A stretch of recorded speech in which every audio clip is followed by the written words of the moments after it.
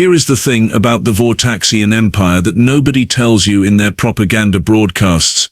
They have never actually faced a species that fights back with genuine unapologetic ferocity. Not until now. Not until Sarah Merin showed up with nothing but a plasma rifle, a doctorate in astrophysics, and an absolutely criminal level of confidence.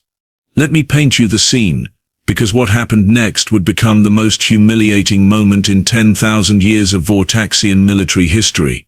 The invasion fleet arrived on Tuesday, just like that. No warning, no diplomatic channels, no polite requests to surrender. The Vortaxians did not believe in such pleasantries. They believed in overwhelming force, psychological dominance, and the absolute submission of inferior species. The sky above New Terra City turned into an inferno of descending warships, each one the size of a metropolitan building, humming with technologies that humanity had only dreamed about. The population screamed. The government frantically called emergency sessions. The military scrambled to respond with everything they had, which was approximately nothing compared to what was coming down from the stars. Then came the transmission. The audio cut through every channel, every frequency, every communication device on the planet. A voice emerged that sounded like an avalanche mixed with the grinding of continental plates. It was Krath Volu, Supreme Commander of the Vortaxian Conquest Fleet, and he was about to deliver an ultimatum that he absolutely believed would break human resistance. But here is where the universe started laughing. Standing in the command center of the International Defense Platform, monitoring readouts that showed humanity's approximate survival odds at somewhere between 0% and absolutely doomed, was Sarah Merin. She was 34 years old, had earned her doctorate while simultaneously running an underground resistance cell against corporate tyranny, and had recently discovered something absolutely earth-shattering in the mathematical equations behind faster-than-light travel. She was not impressed by giant ships. She was not intimidated by alien warlords with unpronounceable names. She was in fact annoyed that they had interrupted her coffee break. "Listen to this guy," she muttered to Commander Victor Okonkwo, who was standing beside her with his jaw clenched so tight it could have cracked granite. "He sounds like he gargled broken machinery for a living." The transmission continued. Krath Volu demanded total capitulation. All human governments would dissolve within 24 hours. All military installations would be surrendered. All technology would be seized. All humans would accept their positions as a servant species. Any resistance would result in the complete annihilation of the planet. He repeated these demands 3 times, each time with more emphasis, clearly convinced that repetition somehow added weight to his threats. When the transmission ended, the command center fell into a heavy silence. The doomsday clock started ticking. 23 hours, 59 minutes until extinction. Sarah turned to Victor with that expression he had come to know very well. It was the expression that said she had just figured something out that everyone else had missed. It was the expression that preceded acts of absolute madness. It was the expression that had kept them alive this long. "Get me a direct line to that ship," she said. "Not a broadcast channel, a private military frequency, and I need to be patched directly to whoever is actually commanding that vessel." "Sarah, that is not," Victor started. "Victor, direct line, now."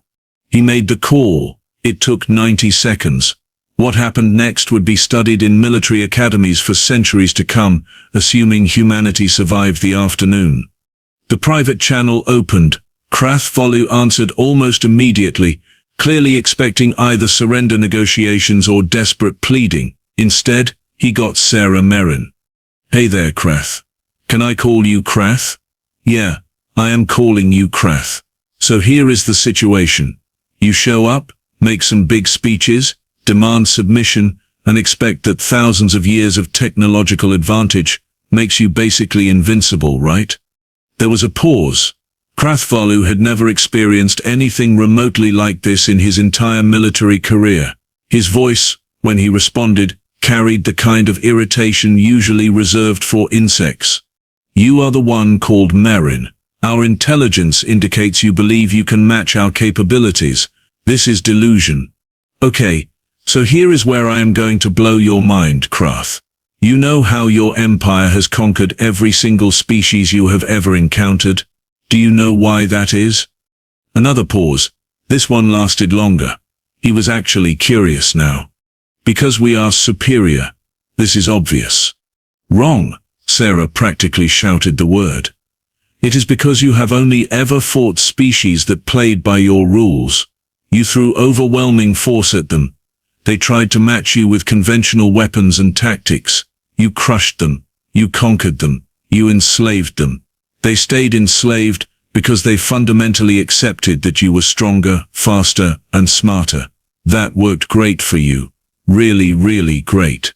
Except we did not get the memo about accepting your superiority. We are kind of the worst about following instructions. Krath Volu's response was a deep, booming laugh. It resonated through the communication system like an earthquake. You have confidence without foundation.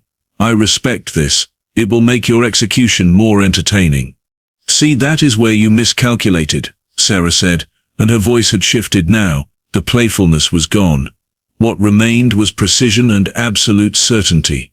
You assumed that conventional war was the only way this could go. You assumed you had more time than you actually do. You assumed that having more ships meant you had more options. And you definitely, absolutely assumed that a human woman with a background in theoretical physics would not have spent the last 6 months reverse engineering the mathematical matrices that your own survey drones transmitted back to human stations. Victor's eyes went wide. He knew what she was about to say, and his entire body language screamed that this was the kind of gamble that either saved humanity or got them all vaporized. The thing about your drive systems, Sarah continued, the ones that let you cruise around at 5 times light speed, they are based on manipulating localized space-time using harmonic resonance patterns. Did you know that? Probably you did, since it is your technology. But did you know that those same harmonic patterns are basically a frequency, and frequencies can be jammed? The silence on the other end of the line was not annoyed anymore. It was the silence of a being who had just realized something was very, very wrong with his perfect day of conquest. I spent the last 6 hours writing a code that does exactly that.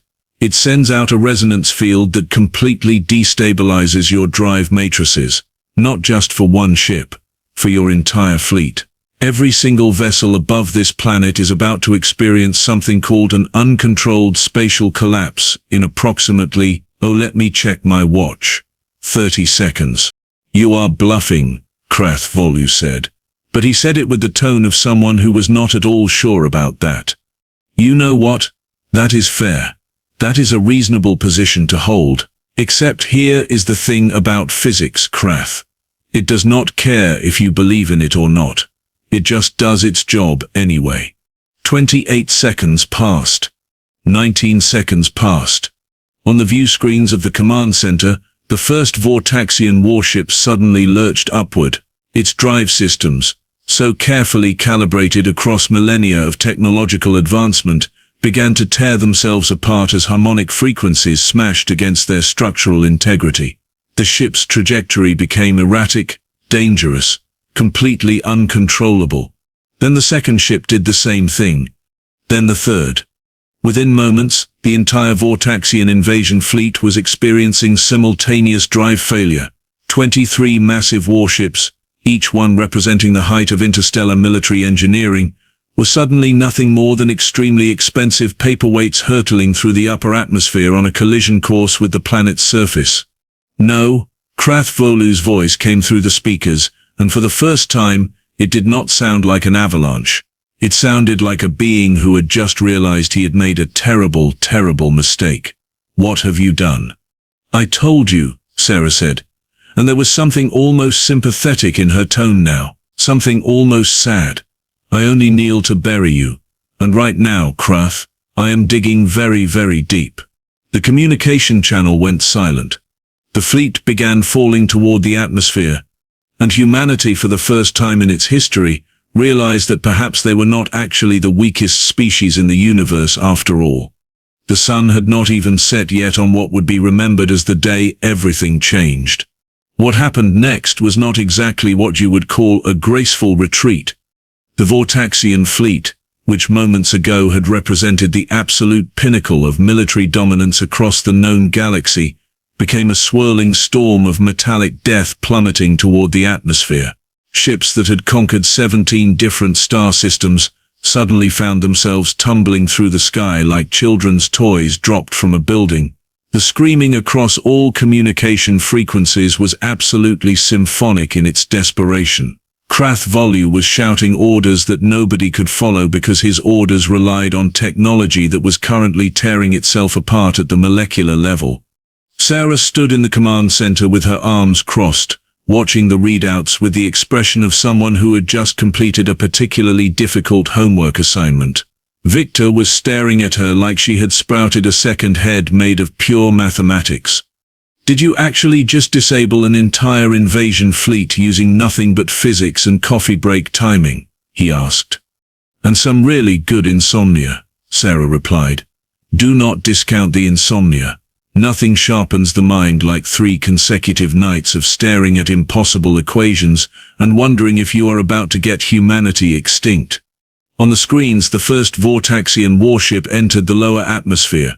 The friction from the air at those velocities created plasma trails that lit up the sky in brilliant shades of orange and white. It was, Sarah had to admit, genuinely beautiful. Like a meteor shower. If meteors cost approximately 4 billion credits each, and belonged to a militaristic alien empire that had just tried to enslave your entire species. "We are getting reports from across the globe," Victor said, reading from his display. "The population is seeing the fleet falling. News networks are calling it everything from divine intervention to nuclear attacks. What do you want me to tell them?" "Tell them humanity just got very, very interesting to the rest of the galaxy," Sarah said. "Tell them that for the first time in recorded history, we did not lose because we were outgunned. We won because we thought better. And tell them." The first ship hit the ocean 40 miles off the coast of the eastern continental zone. The explosion was visible from space. It sent a tidal wave hundreds of feet high racing toward the coastline. Emergency systems immediately activated. Evacuation protocols kicked in. Humanity, which had been anticipating total annihilation just minutes ago, suddenly found itself dealing with a different kind of catastrophe altogether. But here is where things got interesting. Sarah's communication device buzzed. It was a priority signal from an encrypted frequency. She answered it, and the voice on the other end was not Krath Volu. It was someone else entirely. Someone with a voice that sounded like crystalline structures singing in harmony, which was exactly as pretentious as it sounded. "I am Sovereign Lyric of the Tereth Confederation," the voice said. "I have been monitoring your recent conflict with the Vortaxian Empire. What you accomplished is statistically improbable. I would like to discuss your future with you, personally." Sarah gestured for Victor to trace the signal. His fingers flew across the keyboard, and within moments, he was shaking his head. "That transmission is coming from a vessel positioned at the edge of our solar system. And Sarah, according to these readings, that ship makes the Vortaxian fleet look like cargo vessels. This is a Tereth Crown destroyer. They have not been seen in human space for over a century." Sarah smiled. It was the kind of smile that preceded either genius or complete disaster, possibly both. "Sovereign Lyric, I appreciate the call, but I have to ask. You've been watching us this whole time. You could have warned us about the invasion, maybe sent some assistance, but instead you waited until we solved it ourselves, and then called to chat." The silence on the line lasted just long enough for Sarah to realize she had made the statement correctly. The Tereth had been observing, testing, evaluating. "You are perceptive," Lyric responded. "The Vortaxian Empire has expanded for 3 centuries through conquest and domination. 17 species now live under their rule. None of them have ever successfully rebelled. None of them have ever even attempted organized resistance. You had 1 hour of warning. You spent 6 months of preparation that you kept entirely secret from your own governments.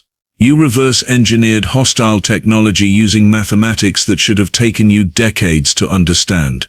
And you did all of this while maintaining a civilization-wide commitment to your own survival. This is unprecedented." "Okay," So basically you were waiting to see if we would be stupid enough to fight back, Sarah said. And now that we have shown we are exactly that stupid, you want to talk about our future. I am guessing you have a proposal that involves us joining some kind of interstellar alliance against the Vortaxians.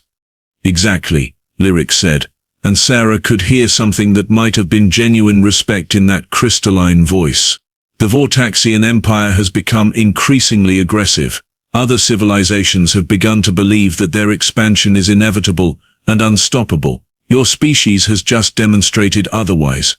You have also demonstrated that you are capable of independent strategic thought. We would welcome humanity into the Tereth Confederation. Protection, trade agreements, access to technology that would accelerate your development by centuries. Victor was waving his hands frantically now. He was pointing at the screens showing the remaining Vortaxian ships still plummeting through the atmosphere. 2 more detonations had just occurred over populated areas. The casualties were mounting. The situation on the ground was turning into something approaching chaos. There is one problem with your offer, Sovereign, Sarah said. And it is a big one. You were willing to let an entire invasion fleet destroy my planet as long as it gave you data to decide whether we were worth recruiting. That is not protection. That is not an alliance. That is business. And right now I have 17,000 people dead or missing from the first 2 ships that came down. Another 5 ships are still incoming. So before we talk about humanity's glorious future in your confederation, we are going to solve a more immediate problem. Which is, Lyric asked. You are going to help me crash the remaining 5 ships into the ocean, instead of populated zones. You are going to deploy medical teams to help with casualties. And you are going to explain to the Vortaxian Empire that if they send a second fleet, I will not just disable their ships, I will reprogram their weapon systems to fire on themselves. And then I am going to do that to every single vessel in their entire armada, until they learn to stop picking fights with species smarter than they are. Another pause. This one was longer. You are not actually going to negotiate with me, are you? Lyric asked. Oh, I am. But we are going to do it after you help save lives. Negotiating while people are dying feels tacky. Sarah heard something that might have been laughter, or it might have been the sound of alien crystalline structures vibrating with surprise. It was hard to tell with the Tereth. Within 30 seconds, Tereth Confederation medical vessels were deploying from the Crown Destroyer. They moved with the kind of precision that spoke of thousands of years of coordinated military operations. They did not ask for permission. They did not wait for formal approval. They simply began evacuating casualties from the disaster zones and establishing medical triage centers. The remaining 5 Vortaxian ships, their drives still destabilized by Sarah's code, suddenly found themselves redirected toward the ocean by Tereth long-range gravitational manipulators. The ships tried to correct their course. Their systems did not respond. One by one they impacted the water with the kind of impact that would be studied in geological terms for generations to come. By the time the dust settled, the invasion was over. By the time the emergency services finished their work, the casualty count was lower than it would have been if the ships had continued their original trajectory toward populated centers. By the time Sarah finally agreed to speak with Sovereign Lyric again, she had saved approximately 40,000 lives through pure strategic thinking and calculated negotiation. You are dangerous, Lyric said, when they resumed their conversation. It was not a compliment. It was an observation. I am practical, Sarah corrected. There is a difference. Dangerous species destroy things. Practical species save things. Sometimes you have to destroy something to save something else, but the goal matters. If your goal is control and domination, you eventually meet someone like me who decides that is not acceptable. If your goal is survival and growth, we can probably figure out how to work together. The Vortaxian Empire will not accept this result, Lyric warned. They will send another fleet, a larger one. Krath Volu will not stop until he has either conquered humanity or destroyed you entirely. Then I suggest you help us prepare, Sarah said, because here is the thing about humans that your civilization probably does not understand yet. We have spent our entire existence fighting against impossible odds. We survived ice ages with stone tools. We survived plagues without medicine. We survived 2 world wars that should have ended civilization, and we came out of both of them more determined than when we went in. You want to bring an army? We will be ready. And Sovereign lyric. Next time, maybe warn us before an invasion fleet shows up. It really would have saved everyone a lot of trouble. The Tereth Confederation formally welcomed humanity into their alliance that same evening. Peace treaties were drafted. Military cooperation agreements were signed. Trade began immediately. And across the planet, humans began celebrating the single greatest victory in their entire recorded history. But Sarah was not celebrating. She was sitting in her office, staring at incoming intelligence reports about a new Vortaxian fleet being assembled on the far side of the galaxy. This one was going to be 3 times larger than the last one. Krath Volu was going to come back, and he was going to come back angry. She had maybe 6 months to prepare.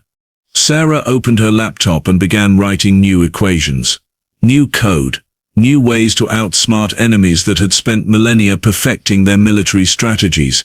She had just defeated an empire with mathematics and coffee. She was about to do it again, and again, and again, for as long as necessary. Because that was the thing about humanity that nobody ever seemed to understand. We did not just survive. We adapted. We learned. We came back stronger every single time. And we never ever stopped fighting for what mattered. Outside her window, New Terror City was beginning to rebuild. Sirens were being silenced.